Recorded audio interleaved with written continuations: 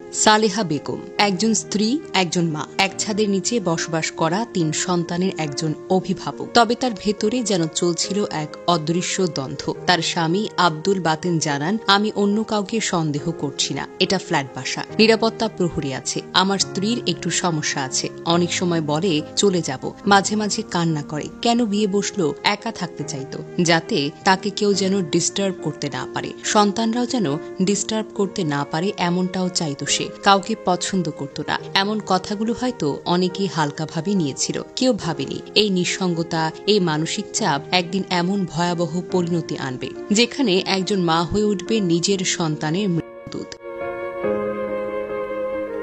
স্বজনরা জানান, মালেহার মাইগ্রেনের সমস্যা ছিল, তবে তার মানসিক ভারসাম্যহীনতা ছিল কিনা তা নিশ্চিত নয়। এমনও হতে পারে তিনি ডিপ্রেশনে ছিলেন এবং সময় মতো সাহায্য পাননি। অবচেতন মনে তার সন্তানদের তিনি দেখেছেন বাধা হিসেবে, নিজের একাকিত্বের শত্রু হিসেবে। এভাবেই হয়তো ধীরে ধীরে তার ভেতরে জন্ম নিয়েছে অন্ধকার। প্রশ্ন থেকেই যায়, একজন মা কিভাবে এতটা হতে পারেন? এই প্রশ্নের উত্তর হয়তো আমরা কখনোই পুরোপুরি বুঝতে পারব না, এতটুকু স্পষ্ট, সালেহা সাহায্য চাইছিলেন, কেউ তাকে শোনেননি। শুক্রবার দুপুরে মালিহা আব্দুল্লাহ, তাদের বাবা আব্দুল বাতেন, মা সালেহা বেগম, দাদি একসঙ্গে খাবার খান। খাওয়ার পর সালেহা একটি কক্ষে গিয়ে ঘুমিয়ে পড়েন। তিনি মাইগ্রেনের ঔষধ সেবন করছিলেন, যা তাকে গভীর ঘুমে নিয়ে যায়। এদিকে দাদি ওপরতলা একটি ফ্ল্যাটে বেড়াতে যান। তার বাবা আব্দুল বাতেন মালিহা ও আব্দুল্লাহকে ঘরে রেখে বাহিরে চলে যায়। সালেহা বাতেন দম্পতির বড় মেয়ে সেদিন নানার বাড়িতে ছিলেন, তাই ফ্ল্যাটে কেবল মালিহা আর আব্দুল্লাহ আর তাদের মা ঘুমন্ত অবস্থায় ছিলেন। বিকেল ৪টার কিছু পরে সালেহা ঘুম থেকে ওঠেন। এরপর তিনি ঘরে থাকা একটি বই নিয়ে তার ২ সন্তান মালিহা ও আব্দুল্লাহকে কুপিয়ে হত্যা করেন।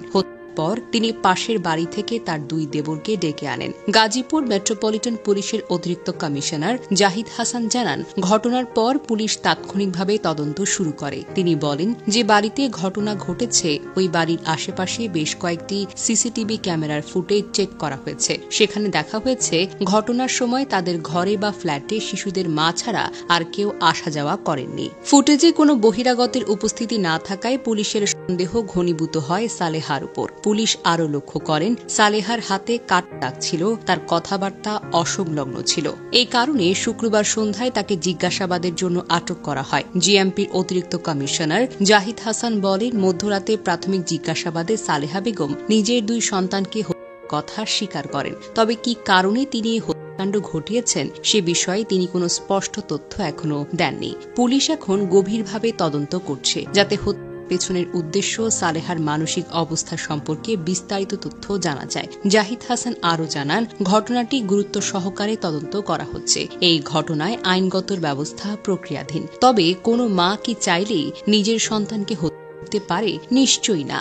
একজন মা কখনোই এমন কিছু করতে পারেন না যদি না তিনি ভেতর থেকে ভেঙে পড়েন, যদি না তার মানসিক অবস্থা পুরোপুরি বিপর্যস্ত হয়ে যায়। সালেহা বেগমের স্বামী বলছেন, তিনি অনেক সময় করতেন, বলতেন তিনি থাকতে চান একা, কাউকে সহ্য করতে পারতেন না, নিজের সন্তানদের বিরুদ্ধেও বিরক্তি প্রকাশ করতেন। এসবই ছিল তার এক ধরনের মানসিক সংকেত, যা হয়তো আমরা কখনো বুঝতেই পারিনি কিংবা গুরুত্বই দেইনি। তার এই অবহেলা আজ প্রাণ নিল ২ নিষ্পাপ শিশুর।